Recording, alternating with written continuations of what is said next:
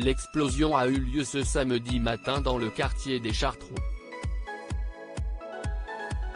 On compte pour l'instant au moins 3 blessés, alors que 2 autres personnes sont activement recherchées par les secours. Une forte explosion a eu lieu ce samedi matin dans le centre-ville de Bordeaux, faisant au moins 1 blessé grave et 2 disparus. On fait le point. Que s'est-il passé? L'explosion a pris au niveau d'un garage situé au 68 rue Bory, dans le quartier des Chartrons, qui a provoqué la destruction de ce garage et celle de 2 bâtiments attenants, ont précisé les pompiers. Le souffle a également impacté 2 immeubles mitoyens partiellement effondrés, selon les mêmes sources. Un important dispositif d'une 50aine de pompiers a été déployé. De même, les forces de l'ordre ont bouclé tout le secteur et une zone de sécurité a été mise en place.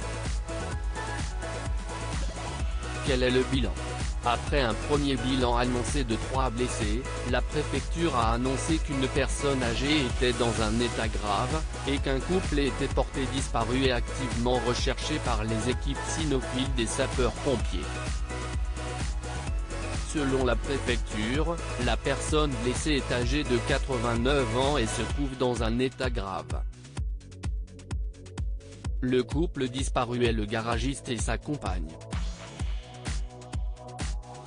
Un point de regroupement a été mis en place pour accueillir 9 personnes touchées sans gravité. Que sait-on de l'origine de l'explosion? Les premières constatations suggèrent une explosion due au gaz, une hypothèse qui reste à confirmer. Les pompiers ont sorti des bouteilles de gaz mais nous ne savons pas pour le moment s'il s'agit du réseau ou de bonbonnes, a indiqué Alaf Peric Destarac, directeur de la communication d'Orga qui assure la distribution de gaz. Que décrivent les riverains? Nous avons entendu un énorme boom à 8h36 qui a fait trembler toute la maison et les fenêtres, raconte Émilie, une habitante de la rue Pénicaud.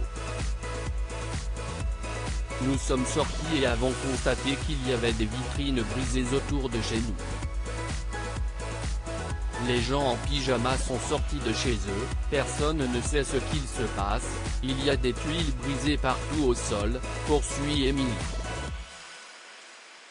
Nous étions avec un collègue et 2 clients, on a entendu un gros bruit, nous raconte Estelle, gérante d'un commerce sur le cours Portal.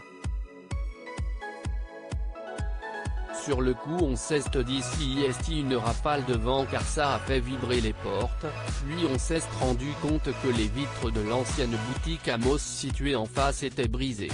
Selon elle, les pompiers étaient là en 5 ou 10 minutes maximum. Et la commerçante de se rappeler que le mois dernier, un incident similaire avait déjà touché une esthéticienne à côté de chez nous.